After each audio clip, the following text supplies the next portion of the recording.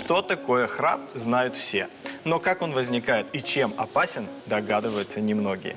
Сами нарушители тишины считают это своим недостатком и досадным недоразумением, но редко думают об опасности. А ведь нередко храп говорит о синдроме обструктивного апноэ сна, когда у человека останавливается дыхание во время ночного отдыха. И таких остановок может быть более 300 за одну ночь. Давайте разбираться, чем опасен храп и как его лечить. И у нас в студии оториноларинголог Дина Гакиутса. Дина, здравствуйте. Здравствуйте. Здравствуйте, Дина. Давайте же начнем с самого базового вопроса. Что же такое храп? Храп – это вибрация и сам по себе эффект релаксации мускулатуры глотки и гортани самой по себе. Хорошо, Дина, скажите, а вот храп и синдром обструктивного апноэ, да, Да. они как-то взаимосвязаны? Это Да. причинно-следственное, да? Это следственное.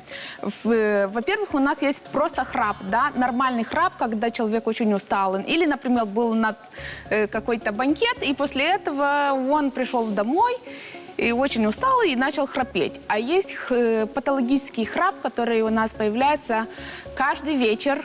И во время этого храпа начинается остановки дыхания. Да? Как часто это происходит, это дает нам и тяжесть обструктивно-апноэ синдрома. Потому что если это будет частично, то у нас будет недостаточно кислорода мозга.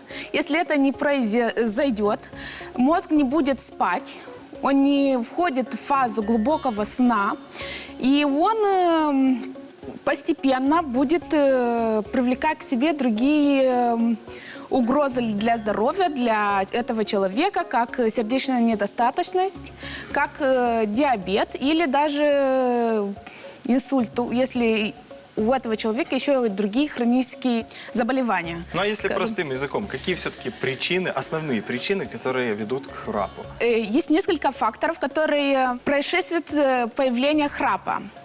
Это могут быть заболевания лор-органов. Даже самая простая простуда, у которого есть ринит или даже аллергический ринит, у нас может вести к храпу. Если мы кушаем или употребляем алкоголь перед сном, это тоже может идти к храпу. Факторы, которые провоцируют нам храп, это могут быть даже и медикаментозные, потому что если мы употребляем антидепрессанты, какие-то диазепические или как бы расслабляющие средства, то это тоже ведут нам к храпу. Если мы имеем проблемы с избытком веса, если обычно больше всего, как 60% склонены к храпу, это мужчины. Есть и проблема у женщины, это более, когда женщина заходит уже в постменструальный синдром. Вот тогда у нас может появиться храп. А как определить, это нормальный храп или патологический? Обычно, когда сам человек храпит и спит один, он не может сказать, это нормально или патологический уже храп. Обычно это ведет как бы сосед кровати, жена, муж, с кем мы спим. Если во время сна у нас есть несколько остановок дыхания, и это случается более 15 раз за ночь, то это уже считается патологическим храпом. Надо обратиться к врачу. Во-первых, надо обратиться к лор-врачам, потому что надо исключить проблему с лор-органов. Увеличенные миндалины или носовая перегородка измещена, то это тоже может дать нам храп.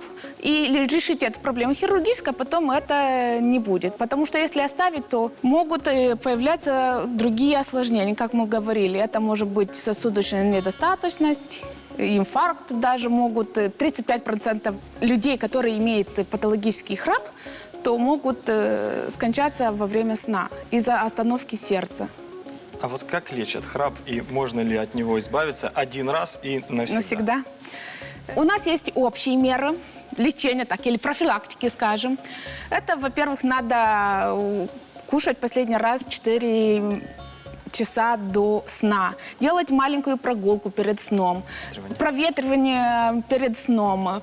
Не курить перед сном, не употреблять алкоголь и другие медикаментозы, которые релаксируют нашу респираторную мускулатуру. Это как общие. Если появляются уже органические какие-то изменения, то уже мы можем решить это хирургически. Если это хирургическое вмешательство нам не поможет, ну, примерно там мы уравняли перегородку, удалили миндалины или сделали какие-то коррекции зубов, то, что нам дает храп, то уже мы должны сделать полисомнографию, чтобы посмотреть, какая частота у нас бьется сердце, сколько респираторных отдышек происходит, чтобы знать, может быть, это не сама физическая или анатомическая проблема, а эндокринологическая. Надо подход другой уже. Возможно, это связано с щитовидной железой или с другими Да, органами или системы. с гормональной, более такие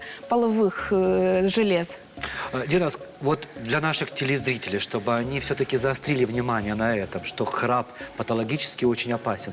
Основные осложнения, самые главные осложнения. Инсульт, инфаркт, сахарный диабет, депрессия может вызвать из-за того, что человек не может отдыхать каждый вечер.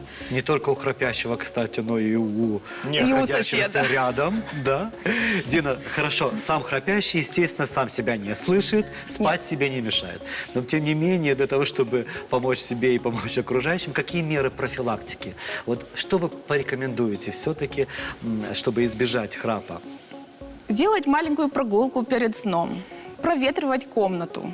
Не кушать, не курить, не употреблять алкоголь перед сном. Хотя бы 3-4 часа. Следить за гигиену полости рта и носа. Промыть нос перед сном, чтобы было легкое дыхание. Следить за здоровьем пищеваренного тракта. Потому что рефлюксная болезнь у нас тоже дает храп и очень такой неприятный. Дина, спасибо огромное за предоставленную информацию. Обращаясь к нашим телезрителям, запомните, патологический храп – это опасное состояние. Не откладывайте решение этой проблемы надолго. И если вам намекнули о том, что вы храпите часто, если у вас часто останавливается дыхание во время сна, обязательно, незамедлительно обращайтесь к специалисту.